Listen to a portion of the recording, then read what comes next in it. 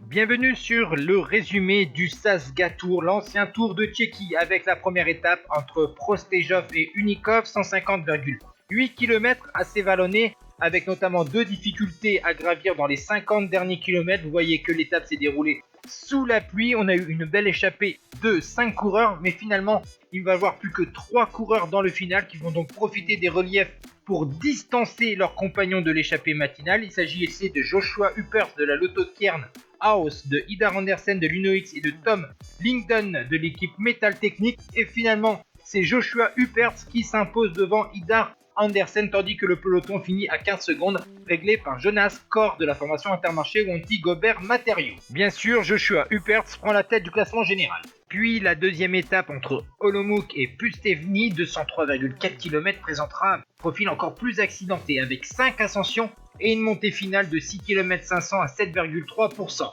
On a eu notamment l'échappée de Dominique Robert de la Metal Technique, de David Per d'Adria Mobile, de Veljko Stojnik de Vina Zabou ou encore Januszewski de la Volster, mais c'est surtout la formation Team Back Exchange qui va imposer un gros tempo dans le final de l'étape pour arriver groupé au pied de l'ultime boss. Et c'est Nick Schulz, le deuxième de la semaine, Coppi Bartali, qui s'impose devant Filippo Zana et Ren Taramae.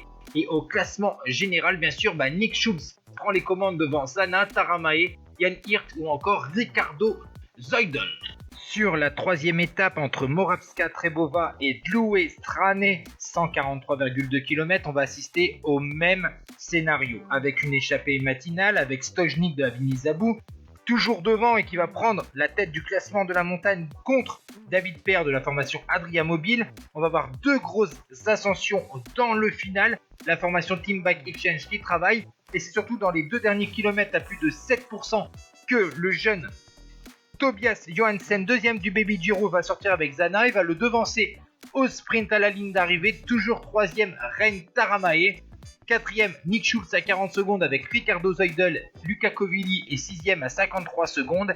Et au classement général, Filippo Zana prend donc la tête devant le jeune Tobias Johansen et Ren Taramae. Et enfin, la dernière étape de ce Tour de Tchéquie, le Sazga Tour. Une étape autour de Steinberg, 174,1 km. La formation Bardiani va contrôler l'échappée du jour avec Cielcik, Bauer, Backlund, Stojnik, Turek et Van den Doel. Mais la formation Uno-X a décidé d'accélérer la course à l'approche du circuit final, avec notamment une montée de 900 mètres à 9%. Et une montée finale donc à faire 4 fois avant de redescendre et d'arriver sur une petite butte avec des pavés pour atteindre la ligne d'arrivée.